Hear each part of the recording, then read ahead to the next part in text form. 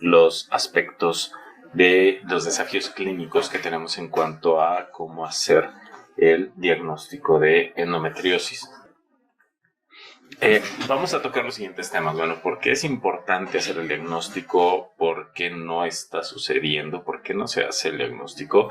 ¿Y cómo podemos mejorar las posibilidades para que nosotros hagamos el diagnóstico de endometriosis? De manera muy general, la definición de la endometriosis es cuando hay tejido parecido al endometrio en una localización ectópica fuera de la cavidad uterina. Esto habitualmente sucede a nivel de la pelvis. En ocasiones sucede más allá de la pelvis, en la cavidad abdominal, y en otras ocasiones en tórax y en otras localizaciones. Se estima que una incidencia de hasta el 10% en las pacientes en edad reproductiva. Sin embargo, si nosotros recortamos estos grupos, vamos a ver que en pacientes con infertilidad hasta el 50% de ellas pueden tener endometriosis, y si nos vamos a mujeres que padecen dolor pélvico crónico, esa incidencia va a ser hasta del 90%. Se reconocen tres tipos principales, lo que es la endometriosis superficial o peritoneal, la endometriosis ovárica y la endometriosis infiltrativa profunda.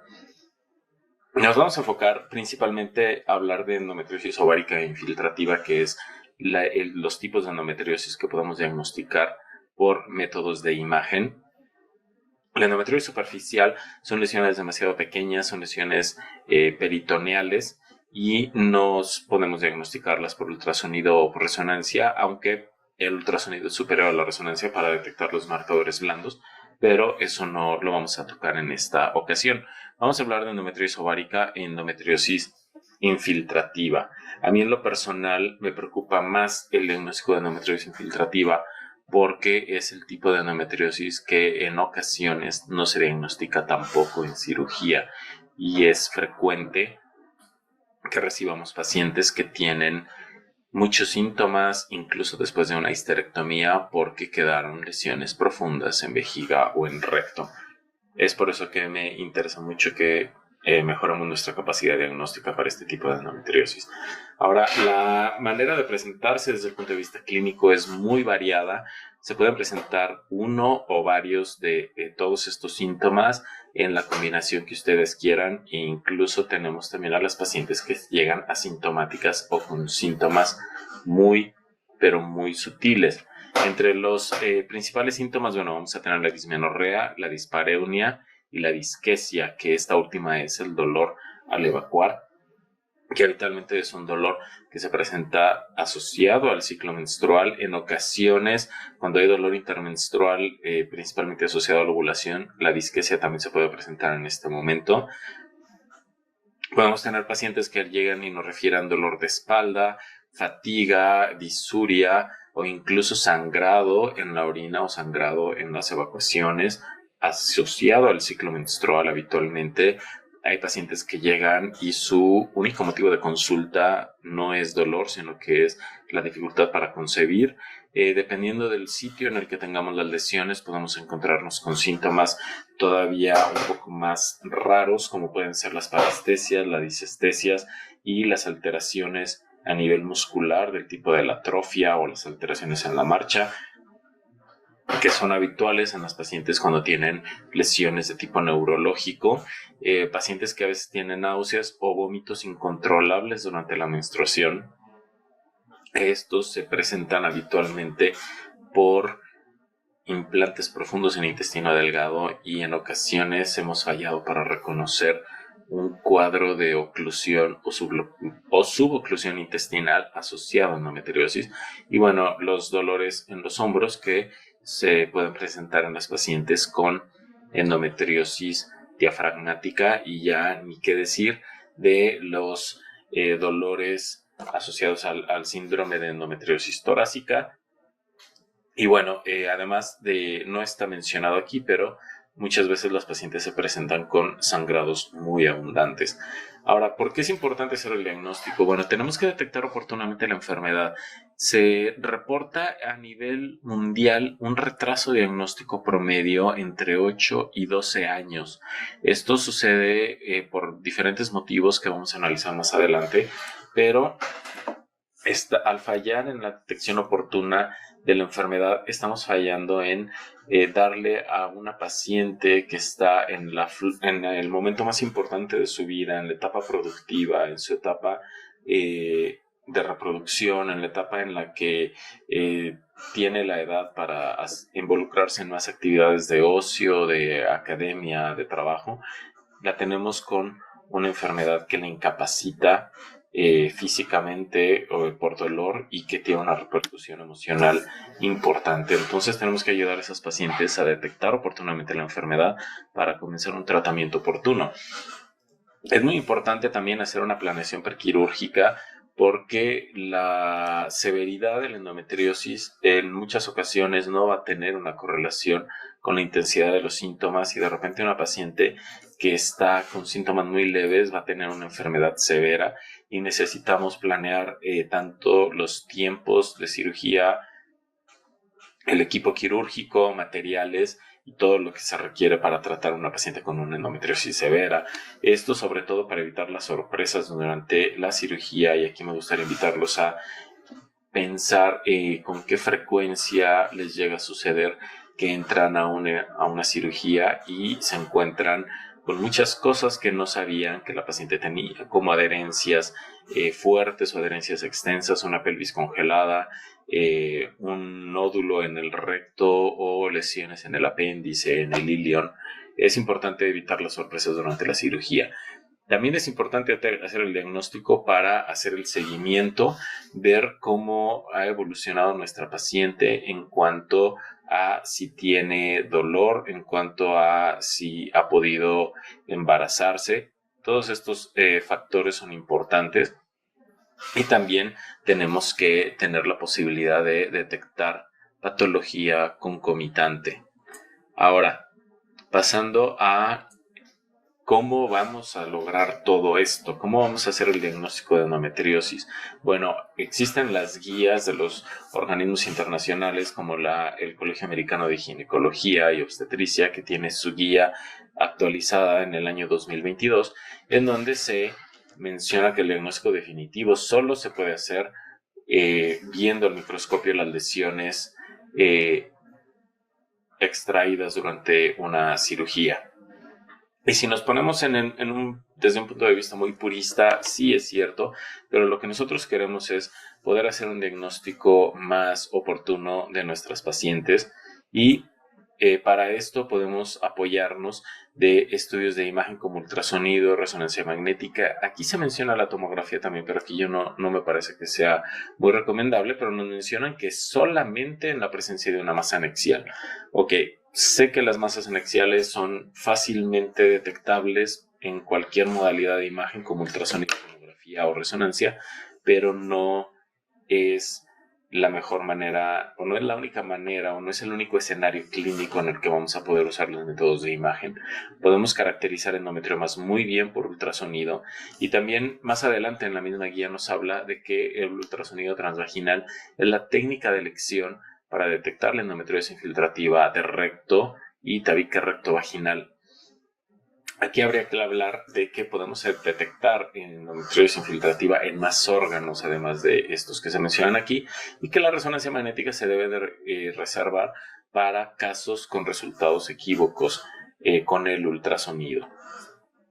La guía europea nos habla de que podemos utilizar incluso la imagen para diagnosticar endometriosis en pacientes, aunque el examen clínico sea normal. Nos hablan de que podemos hacer un uso como intercambiable del ultrasonido y la resonancia, pero siempre teniendo claro que el resultado negativo no va a ser, no nos va a dar No quiere decir que nuestra paciente no tenga endometriosis. Y también nos dice que el ultrasonido transvaginal lo podemos utilizar en adolescentes cuando sea apropiado, y que si no, podemos utilizar resonancia u otras modalidades. Y otra de las guías que a mí me gusta mucho, que es la guía inglesa, que es breve pero muy concisa, que dice: hay que considerar el ultrasonido transvaginal para investigar una paciente que tenga sospecha de endometriosis, aunque su examen clínico sea normal, y para identificar endometriomas y endometriosis infiltrativa en el intestino, vejiga y uréter. Esta es una guía muy práctica, porque nos está diciendo que con el ultrasonido transvaginal podemos caracterizar endometriomas y endometriosis infiltrativa en esos 3 sitios, y que si no se puede hacer el ultrasonido transvaginal, considerar otras vías. A mí me gusta recomendar la resonancia magnética, y en la guía inglesa nos dicen que el uso de la resonancia magnética no se debe de utilizar como la primera modalidad para diagnosticar endometriosis, que la resonancia magnética la podemos considerar para mejorar nuestra caracterización o medir mejor la extensión de endometriosis infiltrativa en intestino, vejiga o uréter, y asegurarnos de que estos estudios son interpretados por un especialista en imagen ginecológica. Aquí me parece que es muy importante, porque hay que reconocer que las publicaciones en las que nosotros vemos las estadísticas de qué tan fácil o qué tan posible es hacer estos diagnósticos son publicados por gente experta en las modalidades de imagen. Ahora, uno de los artículos que a mí me ha parecido más útiles últimamente en este tema es la opinión experta que publica este equipo liderado por el Dr. Keckstein, en donde hablan ellos de el ultrasonido transvaginal extendido, que no es otra cosa más que el protocolo IDEA, y nos dicen que debemos de utilizar una modalidad, más bien que el ultrasonido transvaginal debe ser la modalidad primaria, aplicando el consenso IDEA, es decir, hacer la valoración de útero y ovarios y compartimento anterior y posterior con maniobras dinámicas. No voy a ahondar en eso porque el doctor Leo nos va a dar una muy buena charla de esto. Ahora, cuando tenemos un ultrasonido transvaginal extendido que no nos da un resultado, o sea, que no nos da el diagnóstico de endometriosis, eso no quiere decir de que la mujer tenga endometriosis. Es muy importante no decirle a la paciente: no tienes nada. Si la paciente tiene muchos síntomas, debe de haber una explicación y tenemos que buscarla. No podemos tener pacientes que andan por la vida pensando que están locas porque tienen síntomas y nosotros no hemos sido capaces de diagnosticarlas. Ahora, nos dicen también en esta opinión experta que los endometriomas se van a definir con claridad por ultrasonido. Los endometriomas se pueden diagnosticar bastante bien por ultrasonido. Existen ya los criterios de endometriomas típicos, endometriomas atípicos, y podemos hacer un diagnóstico lo suficientemente bueno con el ultrasonido transvaginal. Pero también nos dicen que si incluimos la exploración transabdominal, vamos a aumentar la exactitud de nuestros diagnósticos, y aquí les voy a mostrar unos videos en un par de diapositivas más adelante. También nos dice en la opinión experta que hay que hacer el diagnóstico preoperatorio. No pueden entrar pacientes a quirófano sin un diagnóstico por imagen de qué tipo y qué grado de endometriosis tienen. Nos hablan también de que la resonancia magnética no es mejor que el ultrasonido para adenomiosis y endometriosis infiltrativa profunda. Y aquí les voy a comentar: el MUSA para adenomiosis es una herramienta fabulosa para valorar el grado de adenomiosis. Es muy puntual y muy conciso, y nos va a ayudar mucho a mejorar nuestra sensibilidad. Y finalmente, este es solamente un resumen de estas opiniones expertas: el utilizar la hashtag NCIAN para el reporte. Eso lo recomiendan ellos para poder tener un reporte estandarizado de los hallazgos de la paciente. Y me quiero detener un momento en hablar de ¿estamos ante solo un endometrioma cuando tenemos una paciente con clínica de endometriosis, muchos síntomas y solo un endometrioma? Pues no.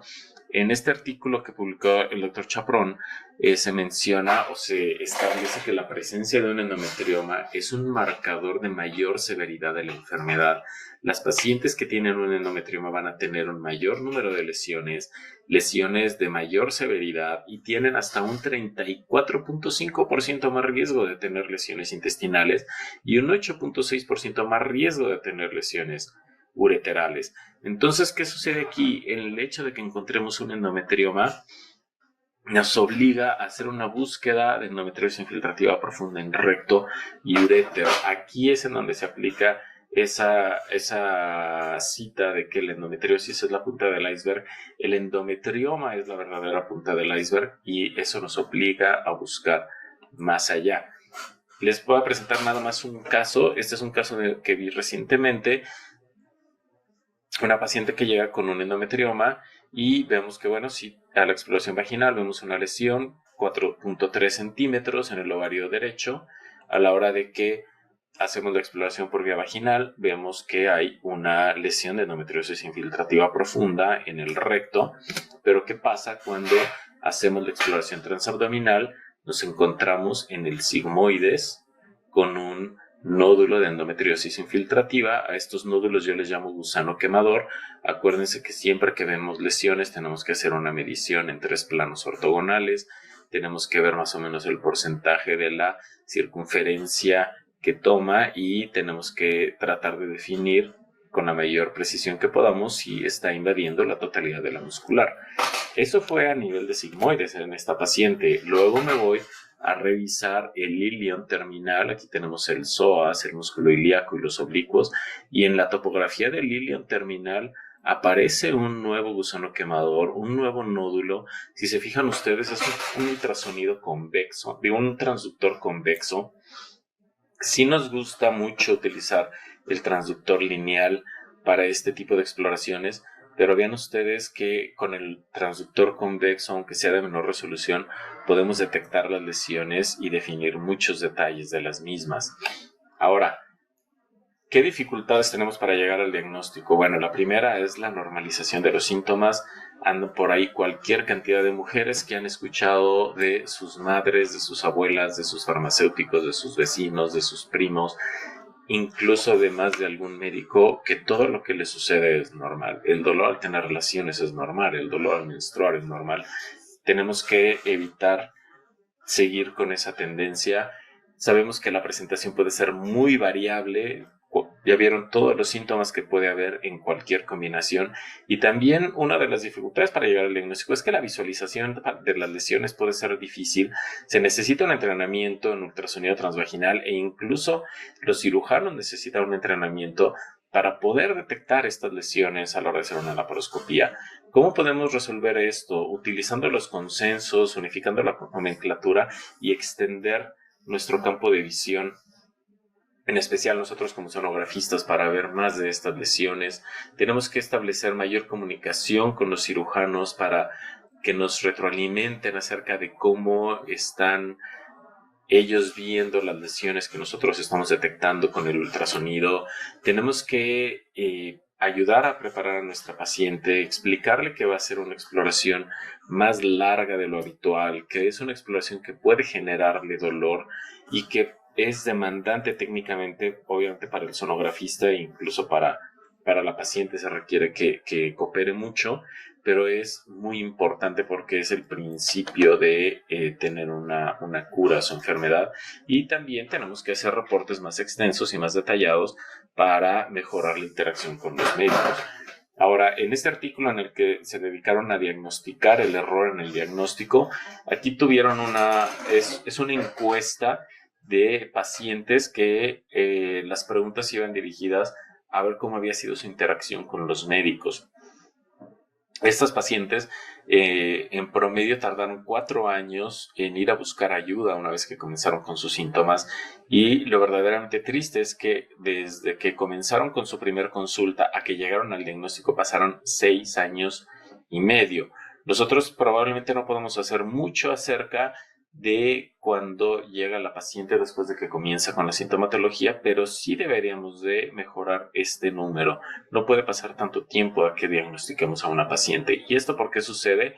Las pacientes refirieron que los médicos desestimaban sus síntomas, otra vez la normalización, que los médicos no tenían la familiaridad de los síntomas de la endometriosis, que habitualmente se hacían diagnósticos erróneos y se le atribuían los síntomas a otras entidades como quistes ováricos, síndrome de intestino irritable, enfermedades de transmisión sexual, enfermedad inflamatoria o trastornos emocionales, y que incluso había una falta por parte del médico o retraso para indicar estudios para hacer el diagnóstico. Y en este otro artículo en el que nos dicen qué es lo que sucede en Australia, Nueva Zelanda, Canadá, Reino Unido y Estados Unidos cuando tenemos pacientes, o sea, qué es lo que hace el médico cuando tiene una paciente con sospecha de endometriosis. Va a la laparoscopía diagnóstica, va a un ultrasonido pélvico básico, o sea, por vía vaginal, un ultrasonido transvaginal avanzado o a resonancia magnética.